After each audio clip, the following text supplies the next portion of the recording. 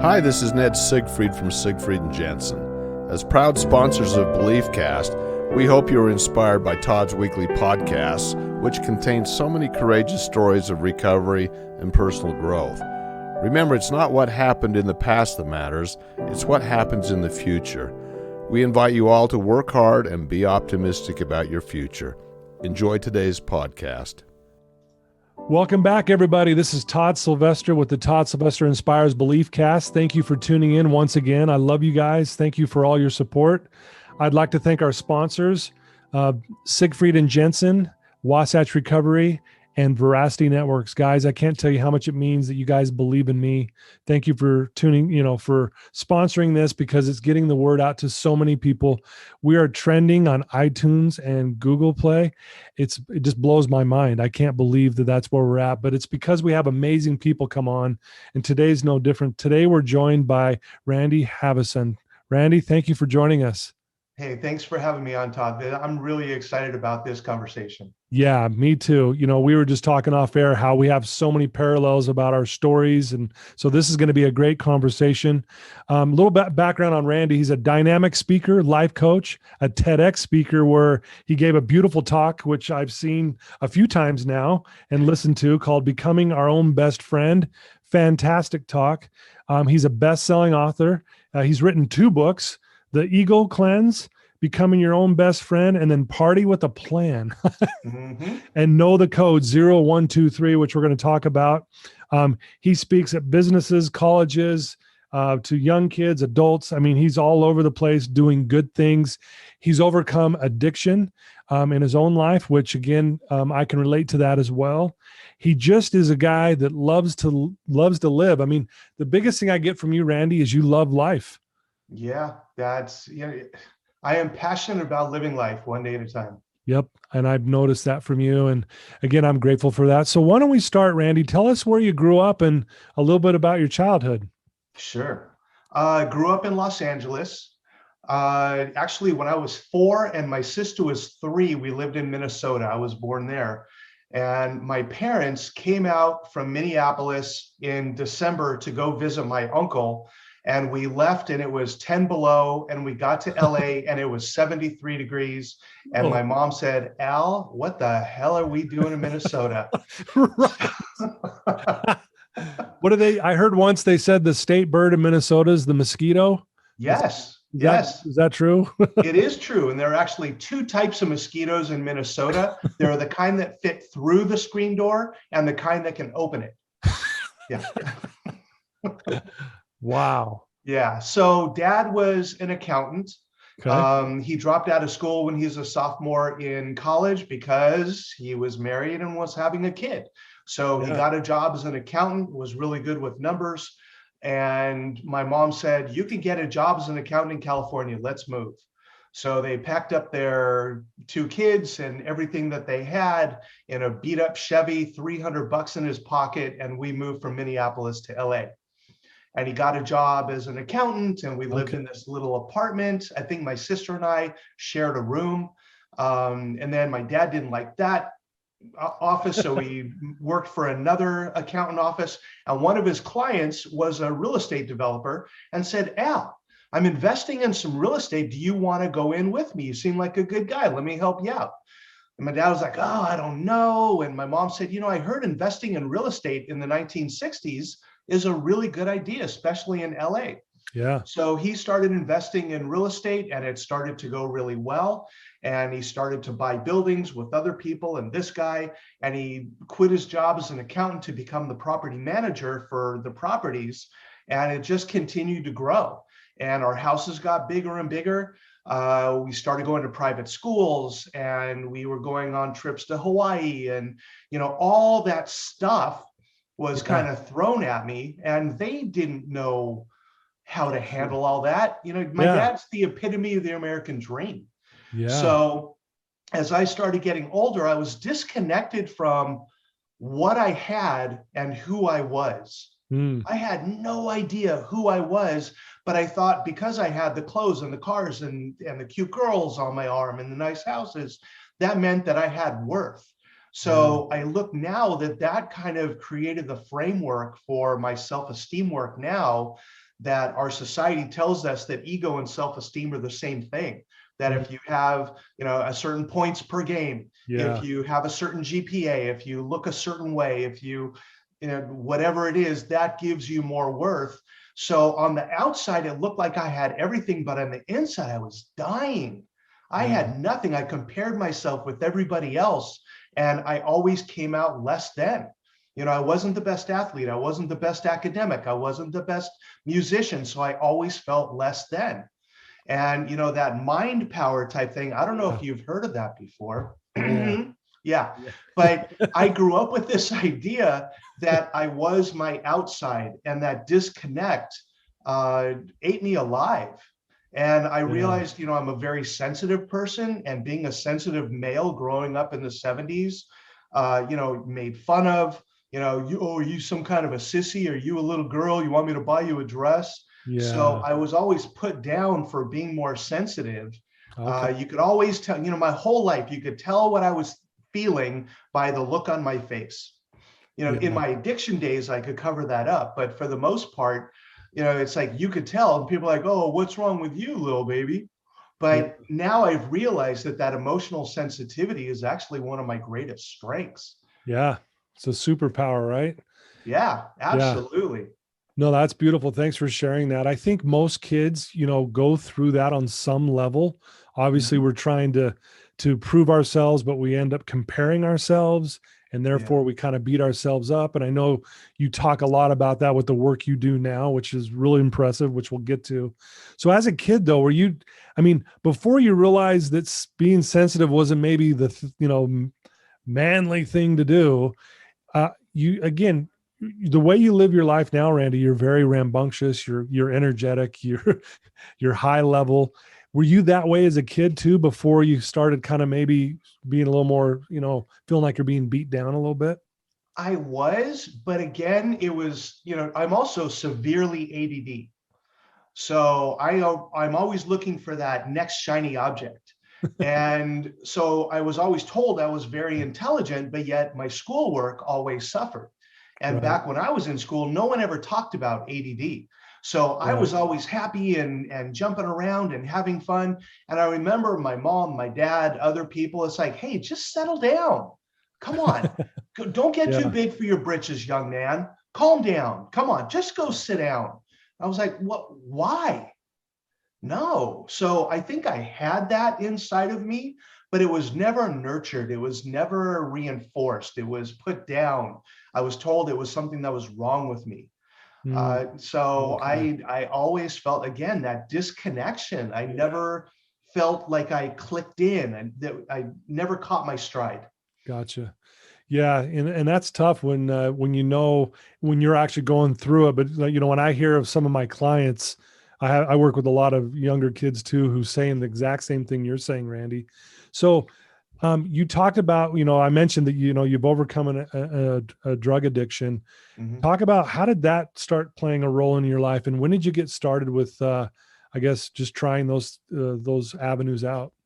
I think, alcohol was first. I think it was, 13 every now and then, but it really started at 15 when I smoked marijuana for the first time. Okay. And, the first time, everyone told me, oh my God, this stuff's really great. And I did it the first time. I'm like, what? Nothing happened. What's the big deal? So I went, okay, yeah, I'll do it again. And I did it again. And the way I describe it, it's like Dorothy and the Wizard of Oz is living in Kansas in this black and white world. And then all of a sudden it was like, boom. And the door opened, and I was in Technicolor, and I was in Oz. And it was like, oh yeah. Yeah. And when I smoked, I didn't care that I didn't feel like I fit in. I didn't care what my grades were. I felt like I was free. And I started experimenting with different varieties of marijuana and hash oil and all the derivatives. And then when I was 17, someone said, here, you want to try some cocaine? And I was like, oh man, no, that's like hard drugs. They're like, no, it's just cocaine. It's not hard drugs. Right. Just try it. And I did my first line of cocaine, and I felt like Superman. Right. And because I was ADD, that was actually me self-medicating. So I actually felt normal for the first time, where other people are like, oh, I'm paranoid. I'm thinking, Yeah. oh my God, I feel great. Wow. So I just kept doing more cocaine and my grades went up. I did better on the baseball team. My coach went from, oh my God, what happened to you? The change from last year to Right. this year is amazing. Whatever Yeah. you're doing, keep it up. And I was like, right on, coach. I can do that. Yeah. Yeah. Yeah. So I started doing cocaine on a more regular basis and did anything I could do in order to get more money, to get more cocaine, but still had to kind of keep it mellow because I'm living at home. And then I graduated high school, went to college, and now it's like the leash was off and I just ran wild. I was on academic probation after my second semester there at Oregon State, but I was having a great time. I had lots of girls around me. I was the guy, hey, Yeah. Randy, what's going on, man? Good to see you. I'm like, who are you? Yeah. But I was the party guy from LA who was bringing up the good cocaine and had the good weed. And so that's where I built my identity. And you know how it goes. It starts out like you're on that roller coaster, everything's fun. Yeah. And then all of a sudden the track disappears and you're flying. And it's like, holy shit, what am I going to do now? Yeah. So as you're going through this, did your family or friends know that you were partying like this and you were struggling? And did you talk about those kind of things, or did you just kind of mask it with everything that you were doing? Yeah, my parents, what's wrong with you? I'm like, nothing, I'm fine. No, don't worry about it. My teachers and it was always everybody else's fault. And Right. I didn't take responsibility. I remember one time they said, we're going to put you in counseling. We got to figure out what's going on. So I went to a therapist and I lied to him and I just tell him. And you know what? It's funny. I haven't talked about this before in a long, long time. I remember one time he kept digging. He's like, well, how do you really feel? How do you really feel? And finally it was like, fine. You want to know how I feel? I'm angry and I'm scared and I'm sad and I don't know. And I just let it all. It was like a verbal vomiting. Vomit. And Yeah. I just, blah. And you know what he did? He cried. And I thought, oh my God, when I tell people how I'm really feeling, it hurts them. I'm not going to do that again. Right. And that was it. No more feelings. So I really just stuffed everything inside. I didn't see him anymore. Actually, I did see him once when I hit my bottom. I didn't know what to do. So I called him. I said, can I come have a session with you and my mom? I want to tell her what's going on. It was like, yeah, sure. Tell her whatever you want. And I said, I'm a drug addict and alcoholic and I need help and I don't know what to do. And he just sat there like, I don't know. So wow. He didn't know anything about addiction or what was going on. But they knew something was going on, but they didn't know what it was. Yeah. So it just continued until I hit my bottom. So talk about that, Randy. The majority of my listeners that are listening to this have either been through addiction or they have a family member who's going through it. And so this is going to be very helpful for them. And I know sometimes it's hard to talk about that, but what was your bottom? When did you decide, man, I got to change my life? This isn't working. It was May 16th, 1984, which just happened last week. Congratulations. So this is my holy time between the 16th and the 28th. So it's pretty cool to be here doing this. Dude, yeah. I mean, like you said earlier, hey, everything happens on the timing it needs to. And I didn't know this. I had no idea about this. Yeah, I know. That's awesome. And when I set it up, it was like, oh, look at that. So May 16th, I got the letter from San Diego State University saying that I was expelled for the second time. A month before that, I had been fired from my job delivering pizza. And when I got that letter from San Diego State, I thought, you know what? I can't keep a job. I can't stay in school. My parents are sick of my shit. You know what? I'm done. I felt like I painted myself in the corner and I had no way out. Yeah. And I thought, okay, how am I going to do this? And I was living with my sister at the time. So I thought, I'll just put a note on my door that says, don't come in, just call 911. I'll sit in the bathtub so that I don't make a mess for anyone to have to clean up. Wow. And I went over to my closet, got out a dive knife that my parents gave me as a gift one year. And I knew if you were serious, you cut up your arm, not across. And then I thought, well, can you cut one and switch hands and cut the other? I don't know. And I thought, well, let me just slice open my throat instead in one slice and I'm out of here. So I looked up into the mirror to see where to start. And I made eye contact and went, what the heck are you doing? Yeah. Oh my God. And I had that burst, that moment of clarity where I thought, oh my God, I have a drug problem. And that was the first time that it actually occurred to me.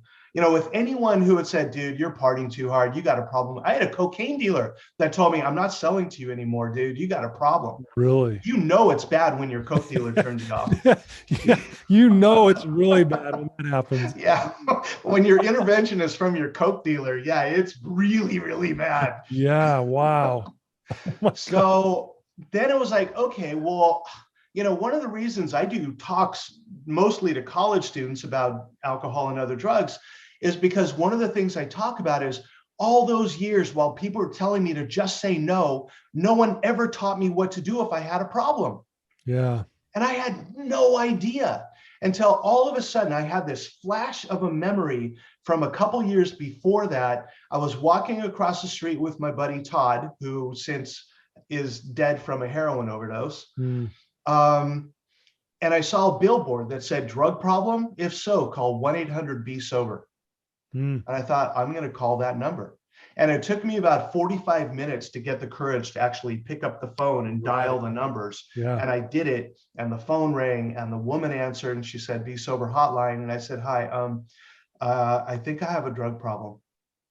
And she said, hey, well, thanks for calling. And she just took over the conversation from there. And she told me that she was in recovery for a year and a half. I was like, oh my God, a year and a half with like nothing. And she gave me that one thing that I needed. And the thing that you get to do every week with this thing, she gave me hope.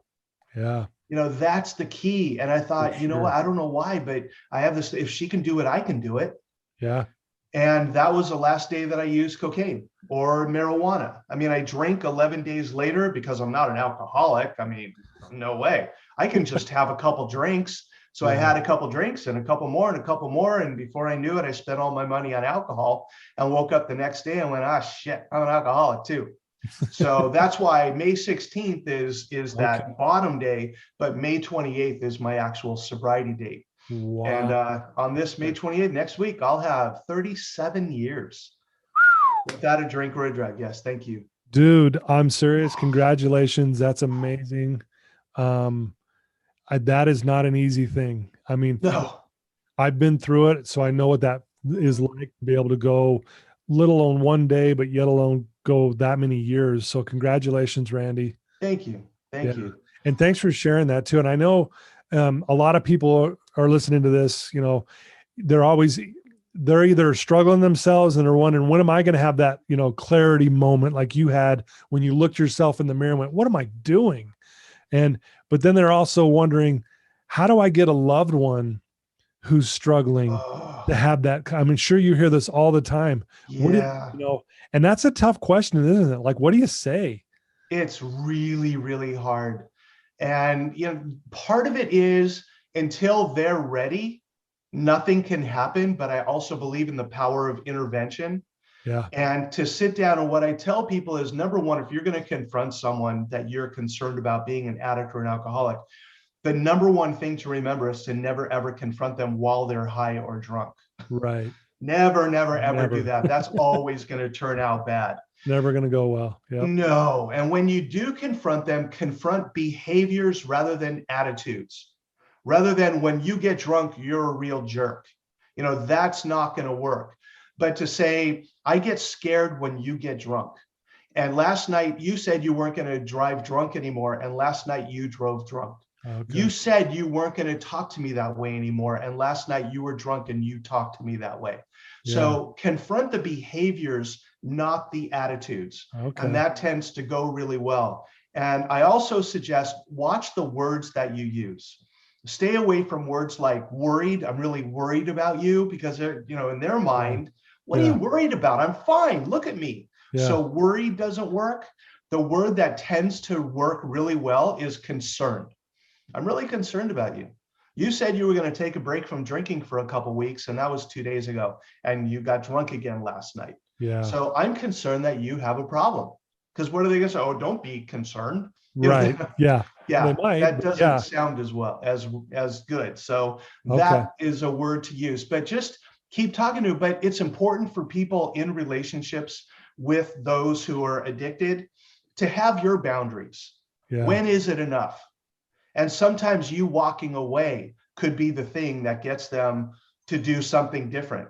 I mean, if you're just saying, you got to stop, I'm going to stay, but you got to stop, it just becomes a broken record and they're not going to take you seriously. So it's important to take care of yourself too. Boy, I like that. Very good advice, Randy. Thank you for sharing that. That's really good. You know, so you have this clarity moment, and then obviously you're doing all these amazing things. You know, you're the founder of the Rise organization, which I want to know more about. You're a guy that loves to have deep conversations. You're a fun guy, obviously. You're energetic, and I love that about you. And you're doing a lot of good. When did you decide, after you got clean, that you were like, you know what, I want to give back. I want to help. I want to write a couple books. I want to speak to people. I want to share my light to other people. When did that all come about? It was not my plan. Okay. If you would have told me 37 years ago that I'd be here today, I would have said, you must be high, and whatever you have must be really, really good. I'd never in a million years did I think I would be here, but I had amazing mentors along the way that I actually listened to. I remember when my sponsor said, why don't you go talk to someone at your college? Maybe now that you're clean, they'll let you back in. I was like, no, they told me they didn't want to hear it from me anymore. They said, well, did that stop you when you were looking to get high? Did you find a way to make it happen? I was like, of course. Okay, well, put that into your recovery too. So I made an appointment with the assistant dean of the College of Sciences at San Diego State University. And I went in and I said, the reason you kicked me out is because I'm a drug addict and I'm an alcoholic. And here's my 60-day chip from Cocaine Anonymous. And my recovery is important to me. And I really want another chance. And she said, you know, I've been doing this for 20 something years. I've never given anyone a third chance until now. I'm going to give you one more chance. You go take experimental psychology. If you get a C or better, I'm going to let you back into the college. I was like, okay, no pressure. Right. And here's how this thing works. Of all the sections of experimental psych, I picked one. I don't know why. Yeah. And I went in the first day of class and the professor was talking about, well, this is what we can expect and this is what you're going to do. And afterwards, I went up to her and I said, hey, I just want you to know that I'm on probation and I need a C or better in this class. And I'm going to work really hard to make that happen. I'm in recovery and it's important for me to get back in school. She said, why did you pick this section? I was like, I don't know. I like the time that it was. Okay. I've been in Al-Anon for 25 years. Okay. And I'm going to support you. I'm not going to do it for you. You're going to have to do the work, but I will support you through this process. And that's been the song of my recovery. The right people come in at the right time and I see the signs and I don't ignore them. My therapist, I just sent him an email today, said, hey, happy anniversary. 37 years ago, yesterday, we had our first session with each other. And we're still in contact with each other today. And I would watch these people at meetings and I wanted what some people had, but not others. You know, I'd watch the guy with 20 years sitting in the same seat, drinking a barrel of coffee at 8 o'clock at night, talking about how spiritual he was and quoting the same phrase from the big book over and over and over. I'm like, you know what, dude? I do not want what you have.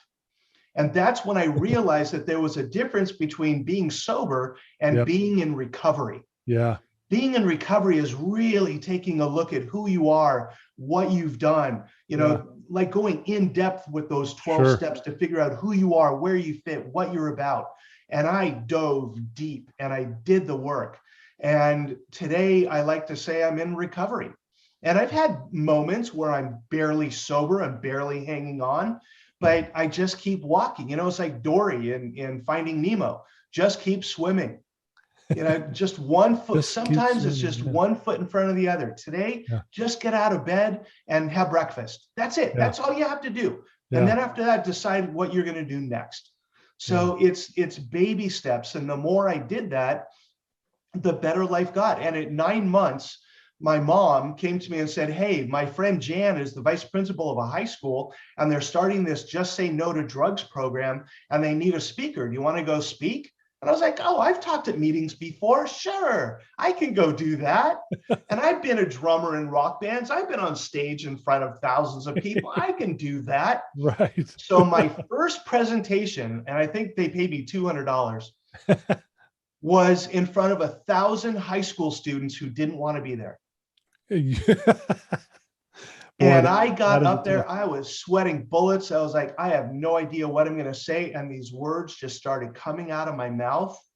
And it was like I went into a whiteout. It wasn't a blackout because I wasn't drunk. It was a whiteout. I have no idea. But all I know is I said, thanks for listening. And I got a standing ovation from 1,000 high school students. And that rush of, whoa, seriously? I want to do this again. So that's when I started looking for opportunities to speak, because it seemed like I had a gift for doing that. Wow. I love that. I just fell into it. Yeah. I love that, Randy. And I think you point out a very profound and important thing in recovery. I've heard it said once from a good friend of mine, Simon Sinek. He said, if you master the first 11 steps of AA, you will drink again. If you master step 12, you'll never touch another drop.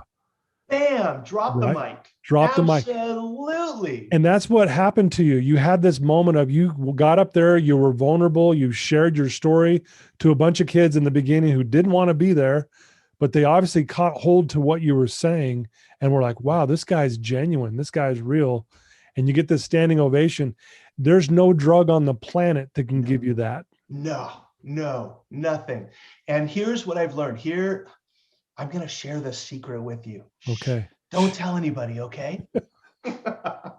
Here is the gift to all of the good stuff that's going on that is possible. Anybody who's listening now, if you think, oh, that's good for those guys, but that is not going to happen to me. Yeah. I said the same thing. I've watched people, oh, well, great for them, but that's not going to happen to me. Yeah. My belief is that anything is possible if you just get out of your own way. And here's the secret. 2 words are the secret to everything in recovery. Actually, happiness in life for people who are in recovery or not.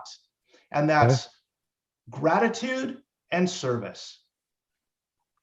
Find things to be grateful for, no matter how small, and find ways to be of service in your life. You know, what I do in the morning, I hit my knees and I'm like, okay, God, what are we going to do today? Yeah. You know, thank you. Number one, thank you for the gift of a new day. Yeah. Show me what I can do to be of service today. And that's how I live my life. When I get into situations, what can I do to be of service? And today was an easy one. My service for today, we're doing it right now. Yeah. This is service. For sure. And there are other little ways around I met someone today who works with foster kids. I'm like, how many foster kids do you work with? She said, usually 20 at a time. I said, can I give you one of my books for each of the kids? I mean, I'm happy to donate 20 books to you. She's like, oh my God, really? Of course. Yeah. Why would I not do that?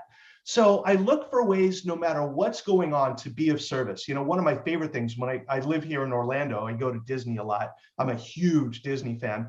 One of my favorite things to do is when I see a family taking a photo and mom is taking a picture of dad and the kids, or dad's taking a picture of mom and the kids. Now I go up to him and say, you know what? I'm vaccinated.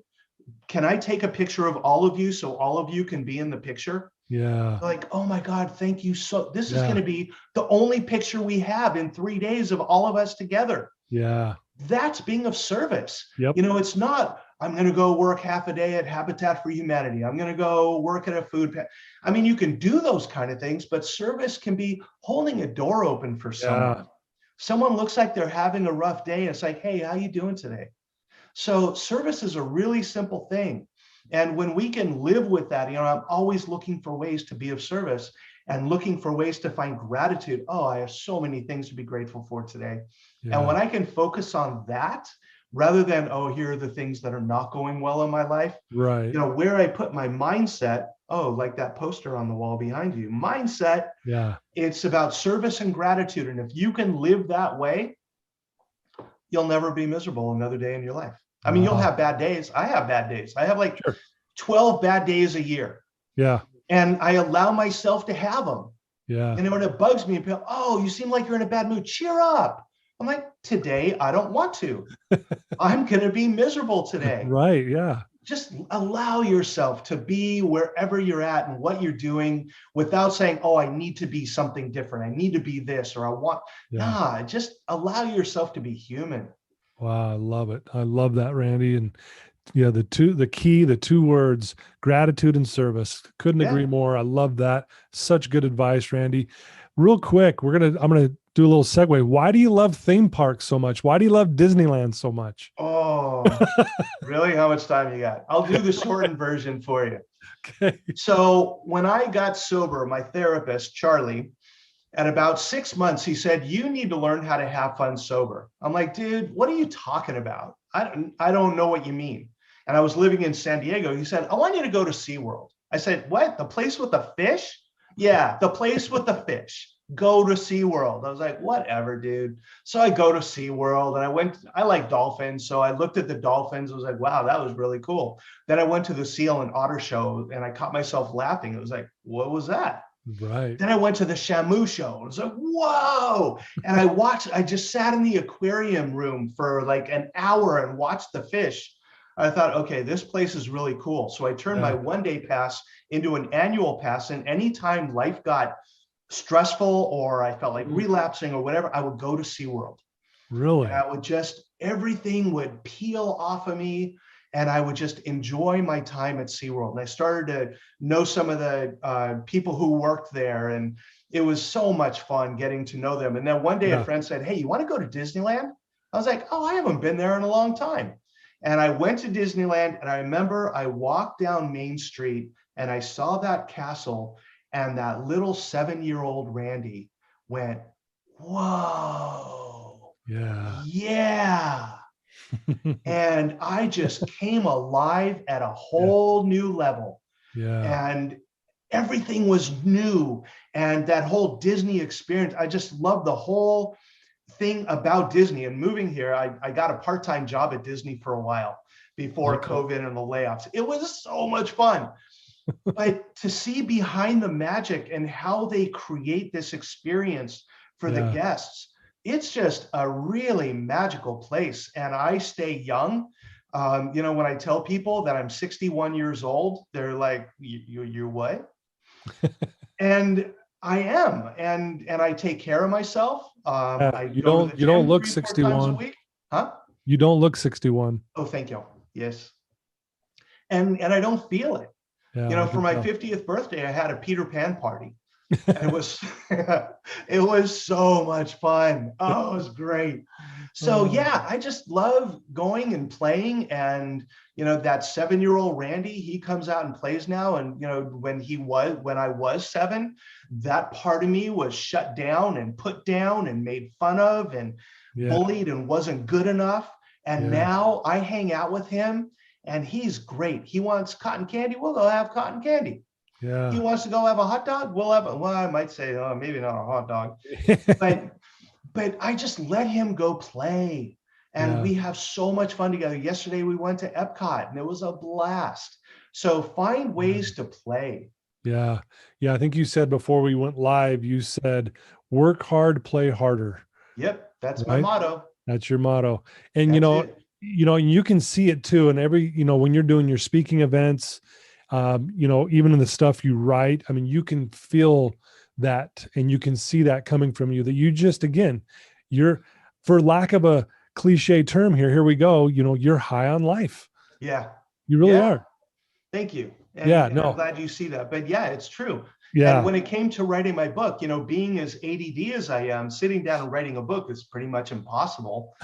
But I found a ghostwriter. I'm a believer, if you're not proficient at something, find someone who is to help you. Yeah. The recovery process is about learning how to ask for help. We don't have to suck it up and do it on our own.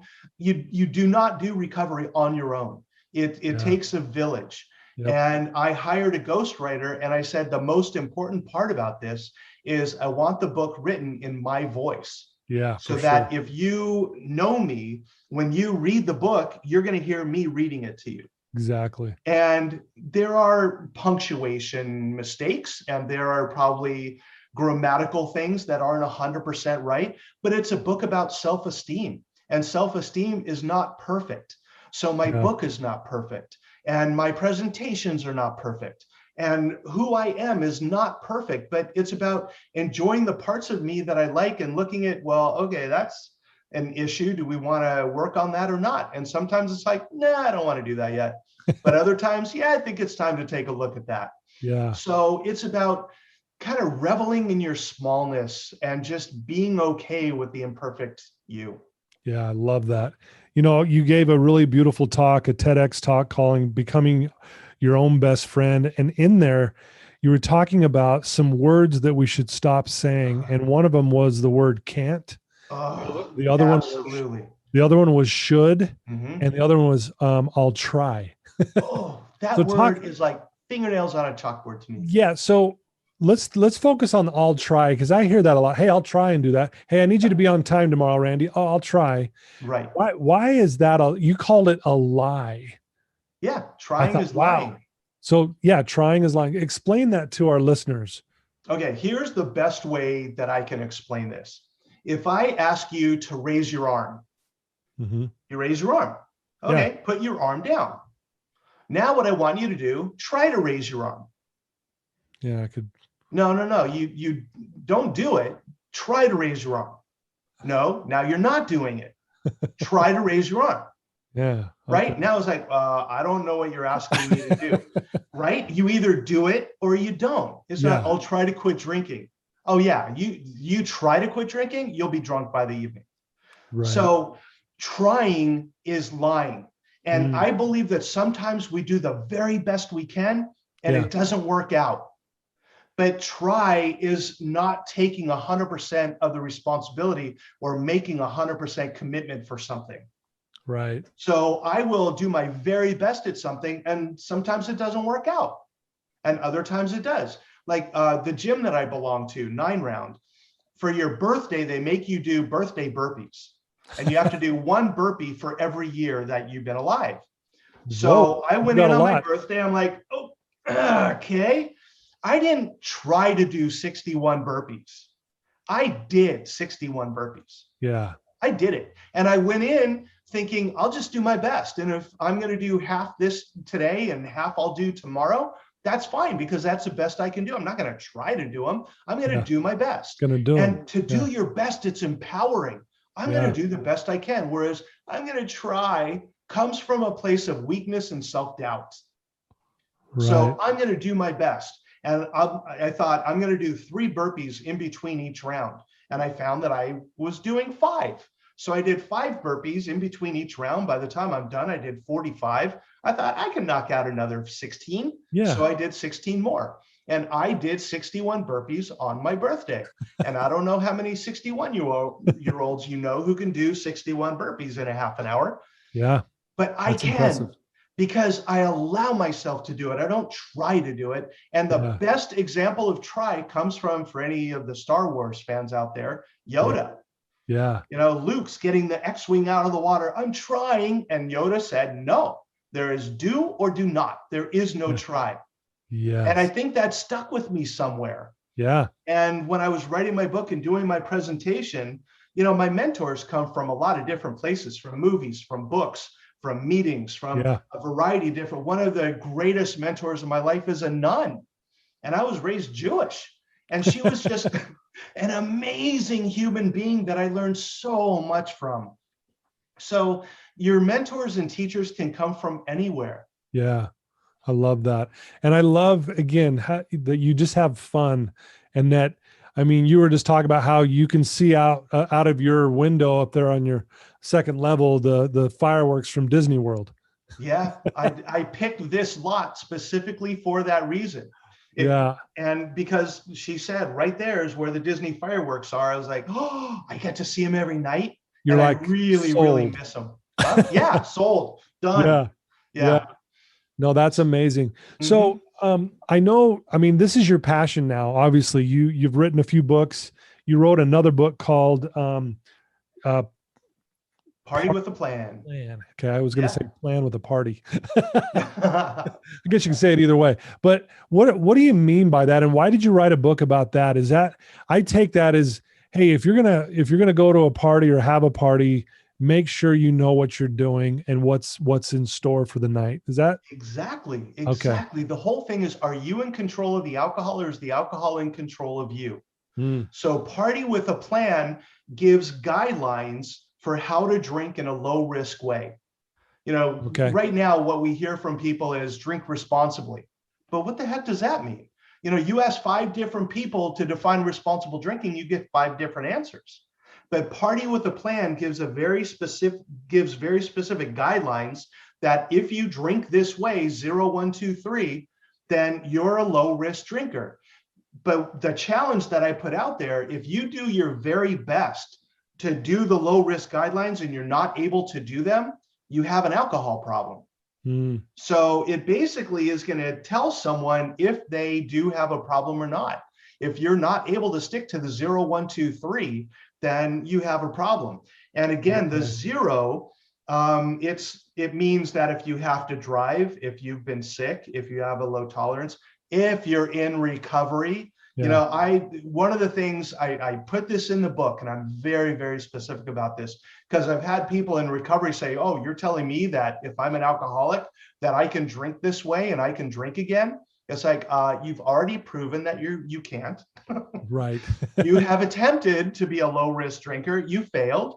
Yeah. So no, this is for people. If you're in recovery, then your option is 0 at all times. Yeah. I'm not going to mess with the 1, 2, 3 part. 0 is the low risk guideline for me. And I've had people say to me, well, it's been 36 years. Don't you think you could go have a drink now? And what I tell them is, you know what? The dragon is over there in the corner. Yeah. I don't know if he's dead or just sleeping, but I don't want to poke him to find out. Right. I just let him be, because Yep. I do not want him around anymore. It just causes so much destruction in my life that I just let the dragon be there. Why go poke him? Yeah. So Wow. 0 is the option. But for people who don't have a problem, see if you can do the 1, 2, 3. The 1 is no more than 1 drink per hour, meaning a 12-ounce beer, a 5-ounce glass of wine, or a 1-ounce shot in a mixed drink, no more than 2 times a week, and no more than 3 drinks anytime you go out. Mm, And I talk to college students about this a lot. And I'm like, here's the 0, 1, 2, 3. And if they say, well, if I'm only going to have 3, why bother? It's like, okay, well, that's a statement of someone who is drinking in a high risk way. Yeah. So don't you want to find out if you have a problem or not? Do the low risk guidelines for 30 days. If you could do it for 30 days, the chance of having a problem are much less. Yeah. Very well said. And it sounds like a very interesting book there. Mhm. I know, you have a lot of things you live by. And one of the things that I caught from, doing my research on you, Randy, and again, I love everything that you do. You talk about how we can overcome anything that life throws at us. Yeah. And one, I want to say, why do you believe that? And maybe speak to the one person right now who's listening to your voice, who's in that dark space going, I don't know how that's even true because I am stuck here. Oh. You're stuck there at this moment, but it is not for the rest of your life. Do one thing today that is going to help you get out of that space, whether it's calling a hotline, reaching out to a friend, writing in your journal, going to a meeting, anything different from what you've been doing. Just one small step. I watch people, New Year's resolutions are such a setup for failure because I'm going to lose weight and I'm going to exercise more. I'm going to do this. I'm going to tell them blah, blah, blah, blah. And they set up 20 things to do. And then one of them doesn't work and they just, forget it. I'm not going to do any of it. Right. Yeah. So find one small thing that you can do. Reach out, send someone an email. Every email that I get, I respond to. Randy@randyspeaks.com. Send me an email. I will respond to it. I promise you that. It might not be that day or in an hour. It might take me a couple days to get to it, but I answer every single email that I get. And I do this every time I do a presentation, I could speak in front of 3,000 people and I give them my email address and I say, send me an email, whatever I can do to support you. I am happy to do that because the way I look at it, every day is a gift. I should have been dead 1,000 times. So the fact that I'm alive today is because there's someone out there. There might be someone listening to your show for the first time that really resonates with what you're saying. They're like, wow, I need to reach out to this guy. So you never know, who it is or when it's going to be. But if I can be that support person for someone, I'm happy to do it. Wow. I love that. Very well said. Beautiful. So what's on the horizon for you, Randy? I know you're already doing a lot of things right now. Do you have any big plans moving ahead, or is it just, are you taking life as it comes? What are you doing? It's funny you say that, Todd. I was talking to a friend of mine who said, you know what, it would be really great if you could teach this stuff to kids, if you could teach them about self-esteem, that it's not about how many likes they get. You ask a kindergarten class, how many of you can draw? And every hand goes in the air. Oh, I can draw. I can draw. How many of you can sing? I can sing. I can sing. But you go into a group of sixth graders and say, how many of you can sing? And everyone kind of looks around at everyone else. Can anyone sing? What changes? And I think it's because our self-esteem is pounded out of us.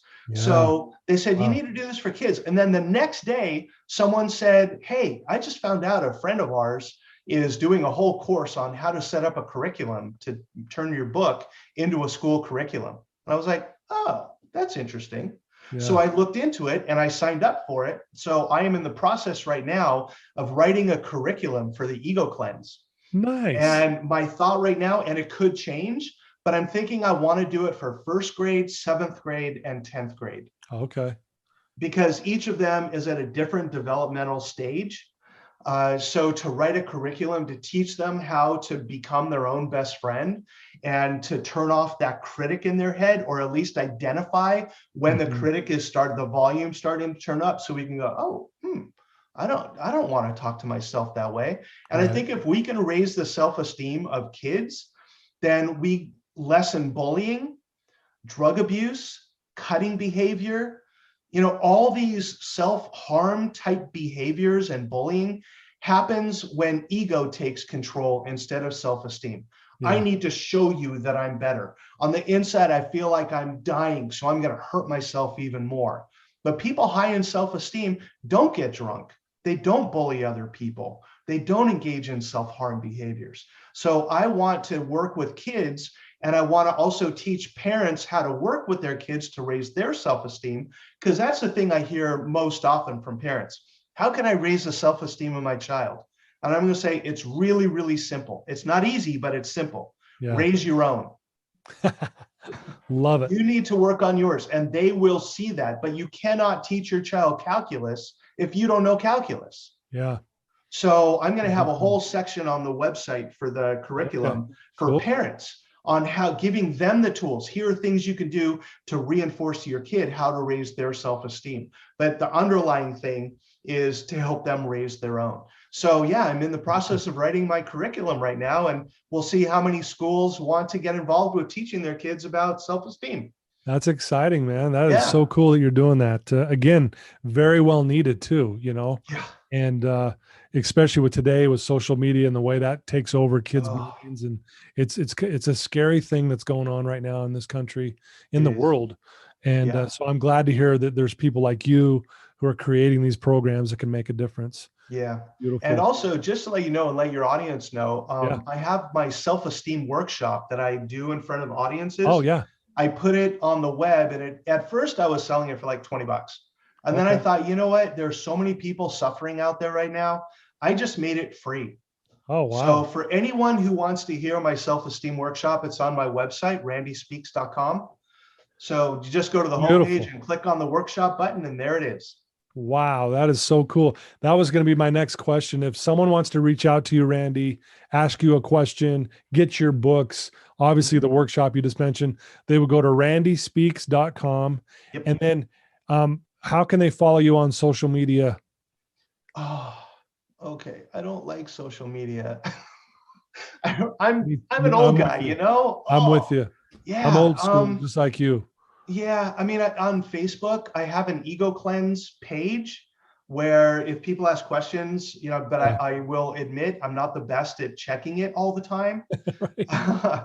I do have a Twitter, but I check that even less. Social media is not really the best way to Right. I'm an email guy. Okay, cool. Old Yeah. school email. I love it. I Yeah. love it. And Yeah. again, you're really trying to practice what you preach, and No, I am practicing what I preach. I'm not trying, I'm doing it. thank you. So thanks for correcting me. You are doing it. And that's Yes. the beautiful thing that all these things, the books you've written, the TED Talks, the workshops, the speaking events you have with everybody, you're out there doing. You're not trying, you are doing. And I do respect that about you, Randy. And, Thank you. I just want to thank you for taking some time today to share your story with us. I feel more energized. I feel better. I'm going to do more doing and less trying. Nice. I love how you said trying is lying. And I think that's a very profound way to say it because it's true. Yeah. And I just want you to know how much I appreciate you and everything that you live and stand for. And I'm glad you didn't take your life because look at all the good you're doing. I know. Yeah.